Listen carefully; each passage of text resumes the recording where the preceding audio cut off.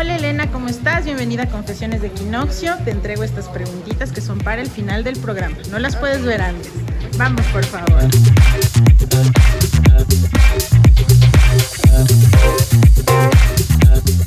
Súper lindo el hotel, me encantó. Yo no lo había conocido. Sí. Siempre he pasado por aquí, pero nunca había estado.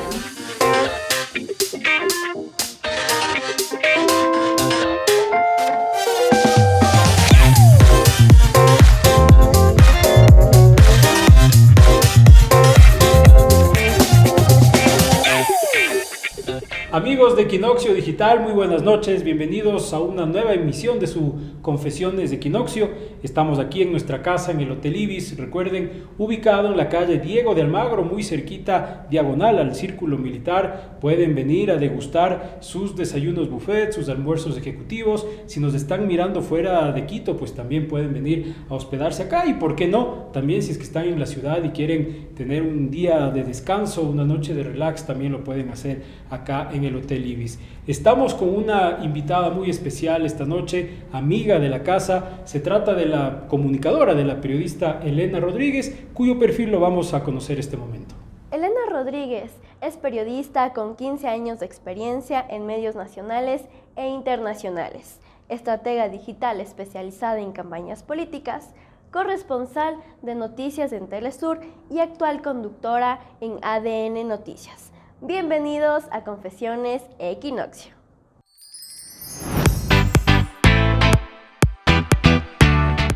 Elena, ¿cómo estás? Bienvenida, un gusto tenerte acá en Confesiones de Equinoccio. Hola Héctor, hola a todos quienes nos ven a través de las multiplataformas y a quienes están detrás de las cámaras. Gracias por esta invitación. ¿Cómo estás, Elena? ¿Cómo va el tema de la comunicación, del periodismo? Estamos en días complejos, ¿no? En el país, el tema coyuntural, el tema político. Pasamos un proceso también de elecciones, de campaña. ¿Cómo lo viviste? Bueno, lo viví con muchísima intensidad, como lo vivimos los periodistas, los comunicadores sociales, el día domingo 5 de febrero, desde las 5 de la mañana hasta aproximadamente, ¿qué hora sería? 12 de la noche, que nos veíamos ahí en el centro de mando del Consejo Nacional Electoral. Pues pendientes de los resultados, un poco angustiados por la lentitud en principio del Consejo Nacional Electoral, tratando de reportar a América Latina y el mundo lo que pasaba en Ecuador, porque en principio, al menos la posición editorial del canal para el que trabajo, son elecciones seccionales, se veía el tema como muy local. Claro, la consulta popular sí que llamaba la atención porque es un referéndum que planteaba modificar la Constitución. Esa era la parte medular, lo que interesaba a América Latina y el mundo, pero cuando vimos los resultados, que que para todos más bien fue una sorpresa, que nadie se los esperaba, se tornó en una noticia internacional, porque la reconfiguración de fuerzas políticas en el país deja mucho que decir, hay una lectura detrás de eso. El presidente Guillermo Lasso debía leer esos resultados de alguna forma, y se configura sin lugar a dudas un escenario de crisis para el primer mandatario y para la nación entera, que le ha dado un mensaje claro a Guillermo Lasso, mensaje que yo no sé si lo está leyendo o Parece no. que no, ¿no? Parece que no. Yo me temo que la bocanada de oxígeno que el presidente quiso dar con la consulta popular, o el tanque de oxígeno, terminó más bien siendo contraproducente, siendo un tiro en el pie para el primer mandatario, y terminó asfixiándoles. Uh-huh. Y tú viste lo que pasó luego de aquello. 9 autoridades salieron, entre ministros, secretarios de Estado, gobernadores, en lo que se constituyó en una grave crisis de gabinete. La gente más cercana al círculo de Guillermo Lasso salió. Claro. Y tú nos comentas que obviamente colaboras con Telesur, con un medio internacional. ¿Cuál es la imagen que tú puedes percibir que tiene el país actualmente? Es una imagen de caos, de confusión, es un escenario complejo. Cuando nosotros estamos reportando lo que pasa, no terminamos de superar algo que ya viene algo nuevo. Es una vorágine informativa importantísima que, claro, desde el mundo no alcanzan a entender. Ayer justamente yo reportaba desde la Plaza Grande y me decían, ¿qué está pasando ahora? Ayer hubo una crisis de gabinete, hoy allanaron Carondelet. Nos hablan de un centro de cómputo paralelo en la delegación provincial del Guayas. ¿Qué está pasando ahora? Entonces la sensación es que en el país pasan muchas cosas al mismo tiempo. Que no nos aburrimos. Que aquí los periodistas, los comunicadores no nos aburrimos y que el país más bien está sufriendo las consecuencias de lo que muchos califican como un desgobierno. Claro. Ahora, en esta polarización que vive el país desde hace muchos años, el periodismo, la comunicación no ha estado alejado de eso. El hecho de que tú estés en Telesur no te ha generado inconvenientes, problemas, críticas y demás. Por supuesto que sí. El día domingo 5 de febrero nosotros reportábamos desde el Colegio Benalcázar, uno de los centros más emblemáticos de votación, porque es uno de los más grandes, porque está en el centro norte de Quito. Por una serie de circunstancias decidimos reportar desde el Colegio Benalcázar. Además, en todos los años que vengo ejerciendo el periodismo, creo que todos nos hemos visto tentados a reportar desde ahí, porque, insisto, es un centro importante, destacado.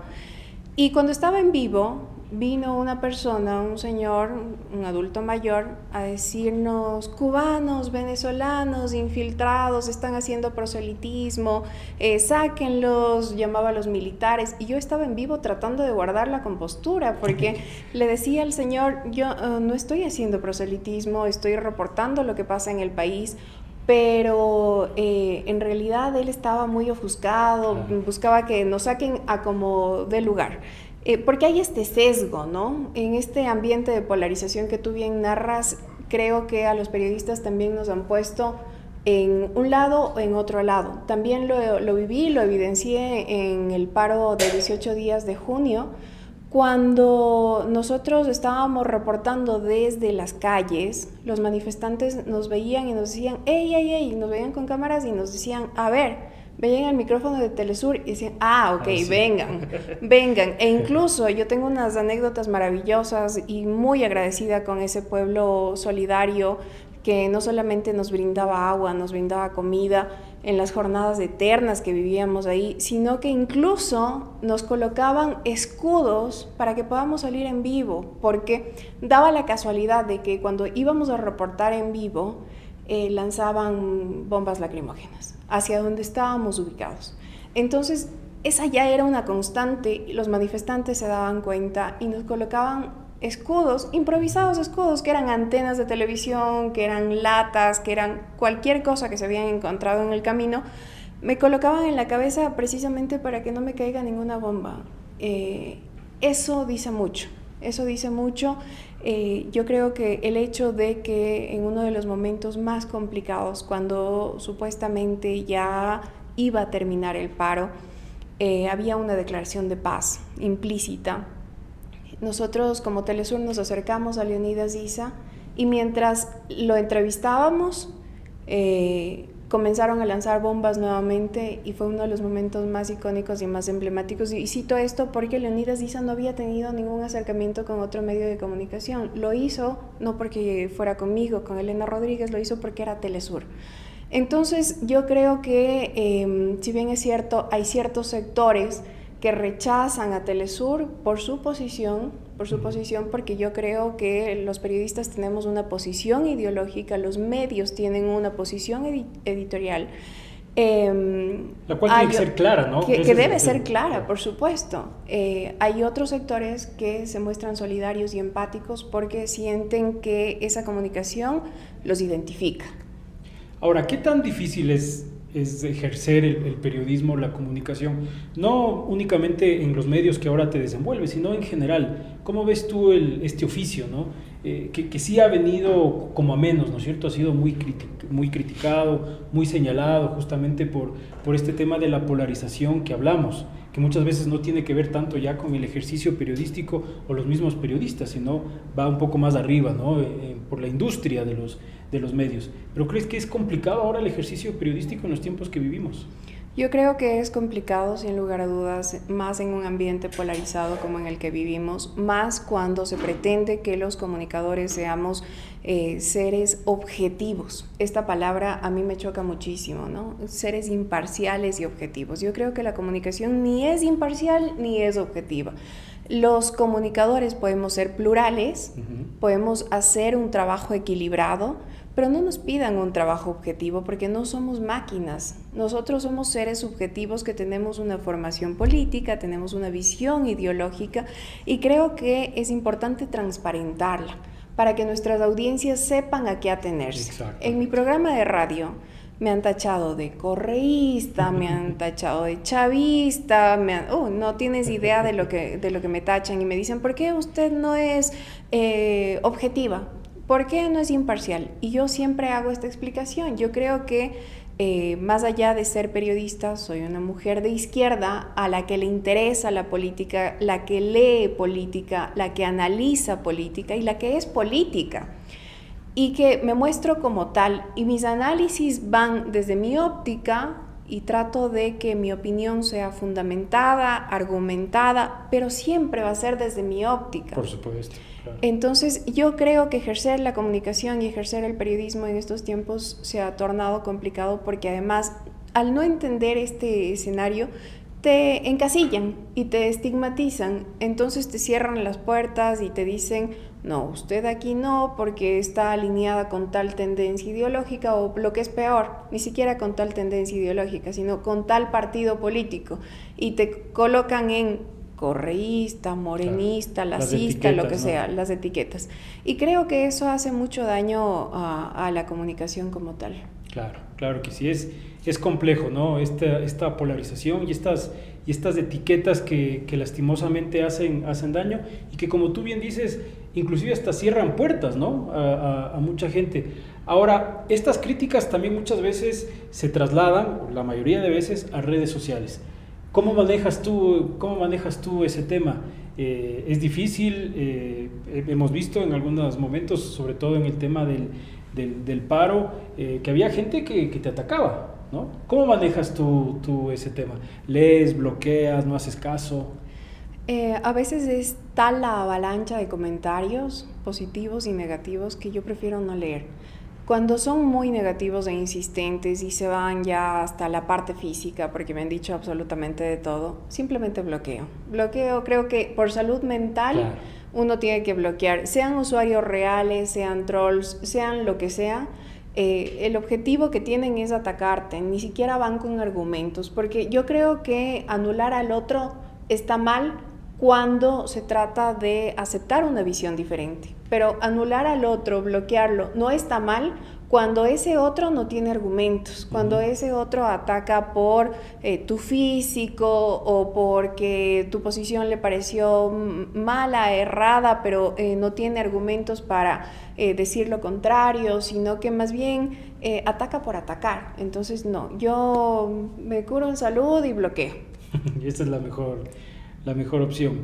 Ahora, ¿cómo se genera este amor a la comunicación, al periodismo? ¿Cuándo tú te diste cuenta, eso es lo que yo quiero hacer? A ver, yo tengo un padre maravilloso al que admiro muchísimo, que es periodista. Un día, en 1995, yo estoy como esas abuelitas citando los años. Me acuerdo aquel día. Nosotros habíamos planificado un viaje familiar. Y mi papi dijo, no me puedo ir porque acaba de estallar la guerra con el Perú y me voy a ir a cubrir la guerra del CENEPA. Yo era niña, tenía 11 años, pero recuerdo tan claramente ese momento que para mí mi papá era un héroe, era lo máximo. Durante mucho tiempo, durante un mes y medio aproximadamente, mi papá no asomaba, no daba señales de vida y nosotros con mi madre nos enterábamos de lo que estaba pasando por sus reportes para La Hora, porque mi papá entonces era periodista de La Hora. Qué terrible eso. Y claro, yo no lograba entender cómo mi papá no se comunicaba con nosotros, pero sí mandaba los reportes y en esa dualidad de emociones, porque por un lado extrañaba a mi padre y me generaba preocupación y angustia lo que estuviera pasando con él, también me sentía tan orgullosa y leía sus reportajes y sus crónicas y las leía con una emoción como quien estuviera leyendo, no sé, a Julio Verne o los grandes escritores, porque yo considero que mi padre es un gran escritor, sin lugar a dudas, y un gran periodista y un gran padre. Y eso a mí me hizo tomar la decisión de ser comunicadora social. A esa edad ya a los tenías 11 años dije, mi padre es mi referente y yo quiero ser como él. Y creo que eso ha marcado mi vida, porque luego ya en el colegio me involucré en el club de periodismo. ¿En qué colegio? En el Manuel A. Cañizares. Más tarde, cuando apenas ingresé a la universidad, a la Facultad de Comunicación Social de la Universidad Central, tenía que costearme, digamos, mis pasajes, cubrirme la universidad, porque, bueno, digamos, es pública, pero hay gastos que se generan alrededor de aquello y tenía que ayudar a mis padres. Entonces me contrataron como asistente de presidencia de Sociedad Deportiva Aucas. ¿Ah, sí? Pero yo le dije al economista Fernando Hinojosa, entonces presidente de Aucas, yo tengo conocimientos de comunicación, súper intrépida, porque con 18 años, ¿quién tiene conocimientos de comunicación? Yo voy a manejar la prensa, si usted quiere, porque en ese momento no había un relacionador público de Aucas. Me parece que no era muy común tampoco en esa época, ¿no? Sí, o sea, había, pero digamos, era un equipo pequeño, que si bien es cierto estaba en primera categoría, tenía recursos limitados, entonces el presidente vio como una oportunidad. Me dio carta abierta para que contactara a la prensa, lo llevara a los entrenamientos, hiciera una revista. Me acuerdo que hice la revista Aucas La Pasión, y estuve como muy involucrada siempre en la comunicación, porque esa ha sido mi pasión. Y a partir de aquello nunca me he desvinculado de la comunicación, es decir, tengo 20 años haciendo comunicación. Qué chévere. Y en esta primera experiencia que tuviste, ¿ya conocías algo? ¿Eras futbolera o algo? ¿O fue como entré a un mundo completamente distinto? No, y yo te digo, a mí me parece que fui muy intrépida porque no sabía nada de fútbol. Yo no soy futbolera. Ahora, en ese momento me convertí en hincha del Aucas. Claro. Y ahora con mi hijo fuimos al estadio y mi familia fuimos al estadio para celebrar este primer campeonato del Aucas, que fue tan emocionante, que además coincidió con mi cumpleaños, así que estábamos felices todos. Pero no, yo no sabía nada de fútbol, nada, y de comunicación tampoco, porque todo el conocimiento que yo estaba adquiriendo en ese momento en primer semestre era nada frente a todo el reto que significaba asumir la conducción de las relaciones públicas y la comunicación como tal de un equipo de primera categoría, pero me lancé al agua y creo que en mi vida siempre ha sido así. Me he lanzado al agua y he tratado de salir a flote en el camino. Por ejemplo, esta es la primera vez que yo hago radio. Llevo en Radio Armónica alrededor de un año, y es la primera vez que hago radio, y para mí ha sido una experiencia valiosísima, súper linda, absolutamente diferente de la televisión. Mundo, ¿no? Es otro mundo completamente diferente de la televisión, que ha sido como el ámbito en el que más me he desenvuelto. Ahora, también, no sé si se te ha hecho difícil también en este oficio periodístico el poder abrir puertas por un tema también de género. No sé si has sentido esa complicación, si te pasó lo mismo en el tema, por ejemplo, hablando de tu primera experiencia con Sociedad Deportiva Aucas, porque en el fútbol también es otro tema que recién se está abriendo puertas, pero hay como espacios reservados únicamente para hombres. ¿En el periodismo, en la comunicación, te pasó igual o ya encontraste otra realidad? Yo creo que las mujeres somos víctimas de violencias en todos los ámbitos de nuestra vida. No solamente se circunscribe al periodismo o a la comunicación o al mundo deportivo o al mundo futbolero. Creo que nosotras nos sometemos a las violencias incluso cuando nos subimos al transporte público o cuando vamos caminando por la calle, porque yo insisto, cada vez que tengo un micrófono al frente digo esto: el piropo es acoso. Y nosotros tenemos que decirlo así, con todas sus letras. Y cada vez que yo tengo un micrófono al frente lo digo porque creo que es nuestra responsabilidad con esta generación, con las anteriores generaciones y las generaciones que vendrán, crear conciencia sobre las violencias a las que nos enfrentamos las mujeres. ¿Qué pasa en la comunicación? Yo tengo ahora este espacio de radio y genero opinión. Tengo un espacio de opinión, tengo un segmento de opinión. Y en ese segmento de opinión, me temo que la opinión del otro, del hombre, es siempre como más valorada, no porque el otro, el hombre, sea más inteligente, más formado, más capacitado, sino porque yo soy mujer. Y no es una percepción, no es fácil ser mujer en un mundo de hombres y en un mundo donde el machismo se impone incluso sobre los criterios que tú tienes que ejercer. Yo he leído en redes sociales y en los comentarios también que se transmiten a través de, o que recibimos, se receptan a través del canal de Telegram, de la radio y demás, comentarios absolutamente machistas que ni siquiera vale la pena repetir, que nos mandan a no sé qué espacio de la casa para hacer no sé qué actividades, porque se sigue creyendo que las mujeres no somos capaces de, por ejemplo, leer la política. La política parece seguir siendo un mundo de hombres, donde el criterio de los hombres es el más valorado. Pero mi mamá siempre me ha dicho desde niña, tienes que abrirte puertas a codazos y tienes que avanzar a codazos. Y creo que eso no es justo, para ninguna mujer es justo, pero creo que muchas lo hemos hecho y hemos demostrado que no solamente que podemos leer de política, analizar de política, hablar de política, cubrir política, sino ser políticas. Claro. Y desmitificar esa palabra que está tan relacionada con la corrupción, la demagogia, el populismo, el nepotismo, con todo lo malo. Yo creo que es un deber de quienes hacemos comunicación, de quienes hacemos periodismo, resignificar a través del lenguaje determinados conceptos que son absolutamente necesarios de ser repensados para poder reasimilar todo lo que significa la vida cotidiana.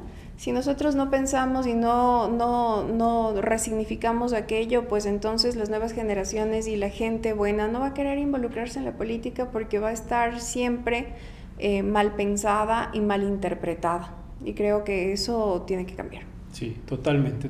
Mientras más personas podamos hacer las cosas diferentes, se puede ir generando un nuevo camino, ¿no? Eso es lo importante. Ahora, Ele, tú también tienes el rol de madre.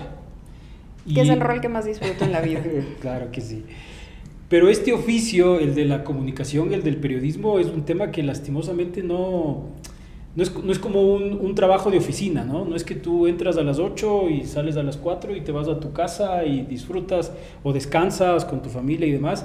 Esto es algo que tienes que estar permanentemente atenta a todo lo que está sucediendo y demás. ¿Cómo lo llevas? ¿Cómo lo manejas esto en esta combinación de roles que casi siempre pues lo tienen que llevar las mujeres?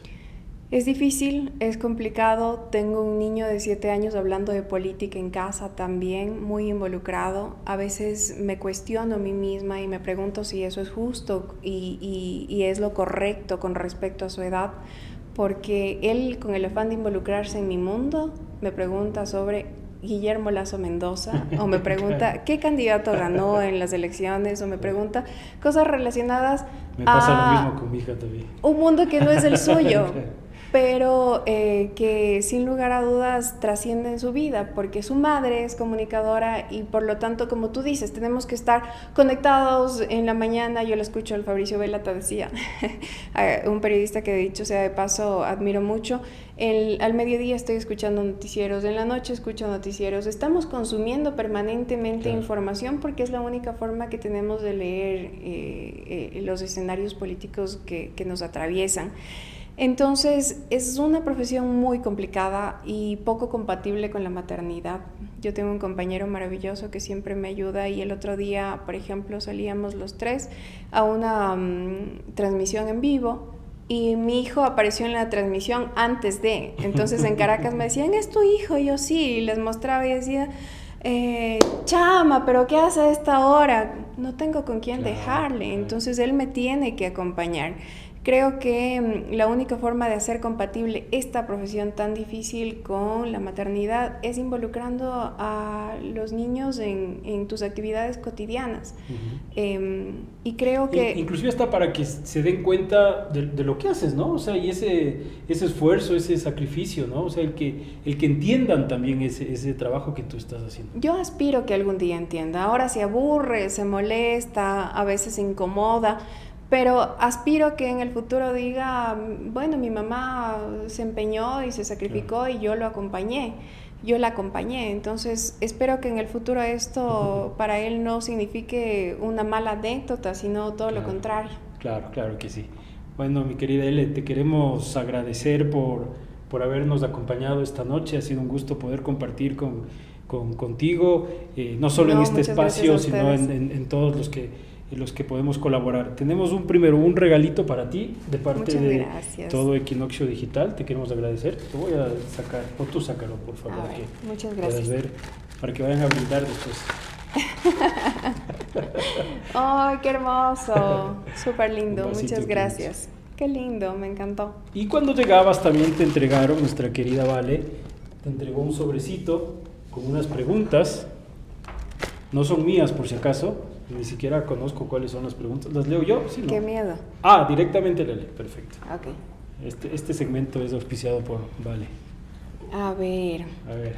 Si te dan 24 horas de vida, ¿qué harías y con quién? Uy, qué pregunta tan difícil.